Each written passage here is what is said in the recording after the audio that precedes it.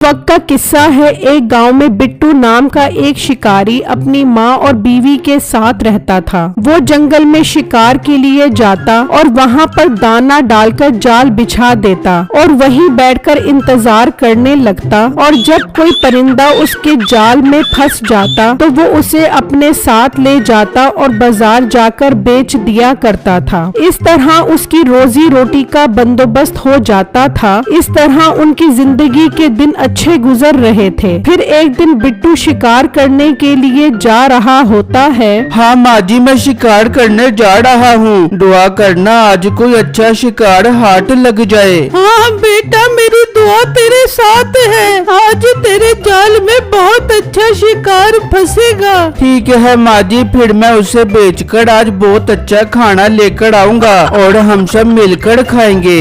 ये कहकर बिट्टू जंगल की तरफ निकल जाता है और वहाँ दाना डालकर जाल लगा देता है और इंतजार करने बैठ जाता है। काफी देर हो जाती है, कोई भी शिकार नहीं आता। ये आज जंगल के परिंदों को हो क्या गया है, कोई परिंदा ही नहीं आ रहा। वो सोच ही रहा होता है कि अचानक वहाँ एक बहुत खूबसूरत मोरनी आ जाती है। बिट्टू की खुशी का कोई ठिकाना ही नहीं रहता। बिट्टू उस मोरनी का जाल में फंसने का इंतजार करने लगता है, लेकिन बदकिस्मती से वो उड़ जाती है। ओहो, ये क्या हो गया, मोरनी मेरी जाल में फंसी ही नहीं। इतनी खूबसूरत मोरनी मैंने पहले कभी नहीं देखी। कुछ भी हो, मैंने ये मोरनी जरूर पकड़नी है। अचानक उसे बंदूक की गोली की आवाज आती है। वो आवाज सुनकर चौंक जाता है। ये क्या, इस जंगल में और शिकारी कहाँ से आ गया? कहीं उसने उस मोरनी को मार तो नहीं दिया? मैं जाकर देखता हूँ। जहाँ से उसे गोली की आवाज आई थी, बिट्टू उस तरफ निकल जाता है तो करीब ही उसे एक शिकारी नजर आता है। भाई साहब, आप इस जंगल में क्या कर रहे हो? इस जंगल में बंदूक लेकर खड़ा हूँ तो शिकार करने आया हूँ, और मैं यहाँ लूडो खेलने आया हूँ। क्या मतलब, आपने उस मोरनी पर गोली चलाई थी?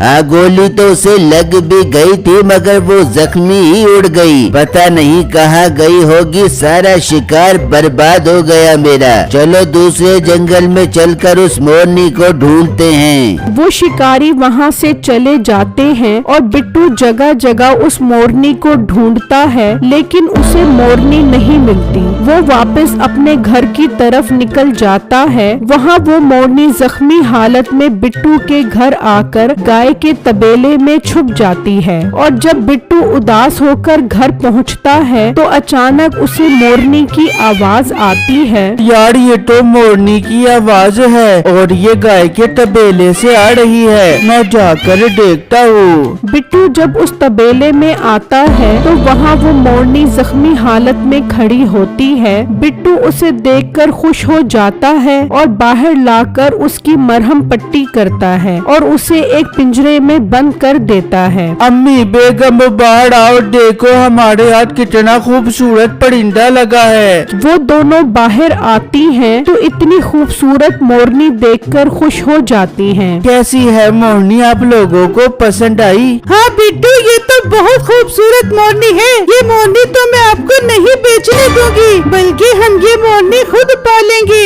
अरे बेटा, हम इस मोरनी को नहीं बेचेंगे तो खाएंगे कहाँ से? इसे बेचना जरूरी है। हाँ बेगम, माँ जी ठीक कह रही हैं, ये बहुत अच्छी कीमत पे बिक जाएगी। मैं इसका जख्म ठीक होते ही इसे बेच दूंगा। ठीक है, बेच दो, मैं अब दोनों से बात नहीं करूंगी। उसकी बीवी नाराज होकर अंदर चली जाती है। माँ जी देखो ना, कैसी बच्चों वाली जिद कर रही है ये। जा बेटा, तू अंदर जाकर उसे समझा, मैं मोरनी के पास ही रहती हूँ। बिट्टू अपनी बीवी के पास आ जाता है। बेगम, तुम कैसी बच्चों वाली बातें कर रही हो? ये एक मोरनी तो है, मुझे बेचने दो, मैं तुम्हें और परिंदे पकड़ कर ला दूंगा। नहीं, मुझे यही मोरनी चाहिए, आप इसे नहीं बेचोगे। अच्छा बेगम, गुस्सा मत करो, मैं इस मोरनी को नहीं बेचता, अब खुश हो। ओ बेटा, बाहर आओ, देखो इस मोरनी ने बहुत खूबसूरत अंडा दिया है। वो दोनों बाहर आकर देखते हैं तो वो अंडा बहुत ही नायाब अंडा होता है। देखा ना बिट्टू, आप मेरी बात नहीं मान रहे थे। देख लो इसने कितना नायाब अंडा दिया है। हाँ बेगम, तुम बिल्कुल ठीक कह रही हो। इस मोरनी का अंडा बहुत नायाब है और ये मोरनी खुद भी बहुत नायाब है। बेटा तू ये अंडा लेकर जा और बाजार जाकर इसे बेच दे। हाँ माँ जी, मैं ऐसा ही करता हूँ। बिट्टू वो अंडा निकालता है और बेचने के लिए ले जाता है तो रास्ते में उसे एक परचून की दुकान नजर आती है। बिट्टू उस दुकान पर आ जाता है। जी भाई, क्या चाहिए आपको? मीठे भाई, चाहिए तो कुछ नहीं। हाँ, मैं आपको बेचने के लिए कुछ लाया हूँ। क्या चीज लाए हो लड़के?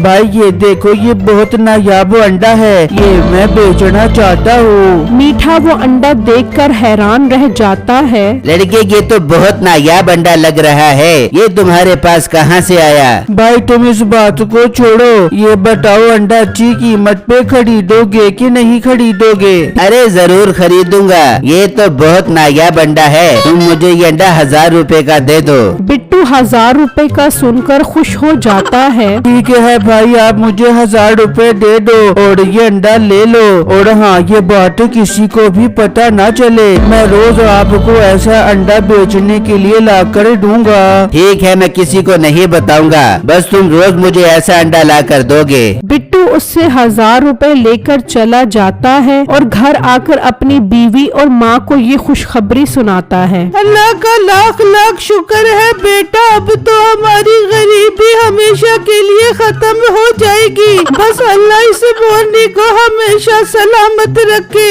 वहाँ दूसरी तरफ वो शिकारी उस मोरनी को ढूंढ ढूंढ कर थक जाते हैं। कहाँ चली गई वो मोरनी, मिल ही नहीं रही। साहब जी, हो सकता है वो मोरनी किसी और जंगल में चली गई हो। हमें दूसरे जंगल में जाकर देखना चाहिए। हाँ, मुझे वो मोरनी हर सूरत में चाहिए। वो बहुत नायाब अंडे देती है, उसके एक अंडे की कीमत 1 लाख रुपए है, लेकिन किसी को भी उस मोरनी की ये खासियत नहीं पता। फिर टाइम जाया क्यों कर रहे हो? चलो उस मोरनी को दूसरे जंगल में ढूंढने चलते हैं। वो दूसरे जंगल की तरफ चल पड़ते हैं तो रास्ते में उन्हें बहुत प्यास लगती है। अरे मेरा तो प्यास की वजह से गला खुश्क हो रहा है। हाँ, प्यास तो मुझे भी लगी हुई है। कोई दुकान आती है तो वहाँ से ठंडा पानी पीते हैं। दूसरे जंगल के रास्ते में मीठे की दुकान होती है। वहाँ वो रुक जाते हैं तो उस शिकारी की उस अंडे पर नजर पड़ती है। ओ लड़के, ये अंडा तेरे पास कहाँ से आया?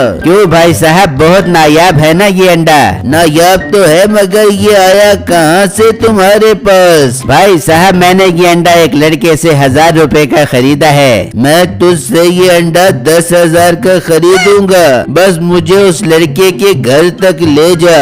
उसकी बात सुनकर मीठे का शैतानी दिमाग काम करने लग जाता है। अरे भाई, बहुत सियाने बन रहे हैं ये। सोने की मुर्गी मैं इन्हें दे दूं ताकि मैं अंडे से भी जाऊं। अब तो मेरे कमाई करने के दिन आए हैं। क्या सोच रहे हो तुम? मैं सोच रहा हूँ अगर मैं तुम्हें उस लड़के के पास ले जाऊं तो मुझे क्या फायदा होगा इस चीज का? मेरी बात सुनो, अगर मुझे उसके घर ले जाओगे तो मैं तुम्हें पूरे 1 लाख रुपए दूंगा। क्या 1 लाख रुपए? अरे मेरे प्यारे भाई जानू, आप कल शाम में मेरे पास आना, मैं आपको उसके घर ले जाऊंगा। ये बात सुनकर वो सब खुश होकर वहाँ से चले जाते हैं। अरे वाह भाई का मजा, पूरे 1 लाख रुपए की दिहाड़ी लगेगी। फिर जब अगला दिन निकलता है तो बिट्टू उस मोरनी के पास आता है तो देखता है कि उसने वही अंडा दिया होता है। वो उसके पिंजरे से अंडा निकालता है और उसे बेचने के लिए मीठे के पास आ जाता है। आ गए हो भाई अंडा बेचने के लिए? भाई अंडा ले लो और मुझे 1000 रुपए दे दो। मीठा उससे अंडा लेकर उसे 1000 रुपए दे देता है। बिट्टू वो पैसे लेकर चला जाता है तो मीठा उसके पीछे पीछे जाता है और उसका घर देख लेता है। हो गया मेरा काम, अब 1 लाख रुपया मेरा पक्का है। मीठा ये कहकर वहाँ से चला जाता है और अपनी दुकान पर आ जाता है और उन शिकारियों का इंतजार करने लग जाता है। वहाँ बिट्टू अपनी बीवी से कहता है, बेगम तुम इस मोरनी को अंदर ले जाओ, मैं जंगल में शिकार करने जा रहा हूँ। ऐसा ना हो ये मोरनी किसी की नजरों में आ जाए। उसकी बीवी वो मोरनी अंदर ले जाती है और बिट्टू शिकार करने जंगल पहुंच जाता है और किसी शिकार के आने का इंतजार करने लग जाता है। तो अचानक वहाँ वैसा ही एक मोर आ जाता है। उसे देखकर बिट्टू खुश हो जाता है और वो मोर उसके जाल में फंस जाता है। मेरे तो मजे हो गए, घर पर मोरनी और यहाँ पर मोर, जोड़ा मुकम्मल हो गया। मैं इसे घर लेकर जाता हूँ। बिट्टू उस मोर को ले जाता है और वहाँ वो शिकारी मीठे की दुकान पर पहुँच जाते हैं। हाँ मीठे भाई, आपने वादा किया था उस लड़के के घर लेकर जाओगे हमें। जी भाई जरूर लेकर जाऊंगा। आप परेशान क्यों होते हो? मेरा 1 लाख रुपया दे दो। तुम्हारा 1 लाख तुम्हें मिल जाएगा, बस तुम मुझे उसके घर ले चलो। हाँ हाँ चलो मेरे साथ। वो सब बिट्टू के घर की तरफ निकल पड़ते हैं और वहाँ बिट्टू भी घर पहुँच जाता है। देखो माजी, मैं जंगल से मोर पकड़ कर आया हूँ। बेगम वो मोरनी कहाँ है? बिट्टू वो अंदर है, मैंने उसे दरबे में बंद किया हुआ है। जाओ बेगम उसे लेकर आओ। उसकी बेगम जाने लगती है तो वो सब वहाँ पर आ जाते हैं। साहब जी मिल गई वो मोरनी, देखो उस लड़के के हाथ में है। तुम तो वही हो जो जंगल में मोरनी का शिकार करने आए थे। हाँ मैं वही हूँ और मैं इस मोरनी की ही तलाश में था। इसके हाथ से ये मोरनी ले लो।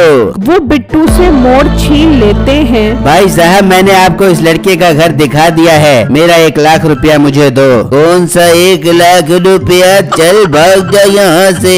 तुझे पता है ये मोरनी कितनी कीमती है? इसका एक अंडा 1 लाख रुपए का बिकता है। भाई साहब मैंने अपना वादा पूरा कर दिया है, मगर आप अपना वादा पूरा नहीं कर रहे। तू निकल यहाँ से, बड़ा आया 1 लाख रुपया लेने वाला। वो सब मोर लेकर चले जाते हैं। भाई मुझे माफ कर दो, मैंने लालच में आकर आपके घर का पता बता दिया, मगर उन्होंने मुझे 1 लाख रुपया भी नहीं दिया। तुम्हें पता है मैंने उन्हें बेवकूफ बना दिया है। वो मोर लेकर गए हैं, मोरनी तो अंदर है। अरे भाई आप तो बहुत सियाने निकले। अब आएगा मजा जब वो मोर अंडे नहीं देगा और वो रोते रोते दोबारा मेरे पास आएंगे। भाई आप इस मोरनी के अंडे मुझे बेचना, मैं बाप को कभी धोखा नहीं दूंगा। ठीक है मीठे भाई, मैं आप ही को अंडे बेचूंगा। वहाँ वो शिकारी अंडे का इंतजार करते हैं, लेकिन मोर ने अंडा कहाँ से देना था। ये अंडा क्यों नहीं दे रही? मालिक गौर से देखो, ये मोरनी नहीं मोर है। ये अंडा कहाँ से देगा? अरे दत्त तेरे की, ये तो उसने हमें बेवकूफ बना दिया है। इसका मतलब मोरनी किसी और के पास है। चलो मीठे के पास। वो मासूम शक्ल बनाकर मीठे के पास पहुँचते हैं। भाई साहब आप हमें गलत घर ले गए थे, वो मोरनी नहीं मोर निकला। मोर निकला तो मैं क्या करूं? उस मोर के अंडे निकलवा लो।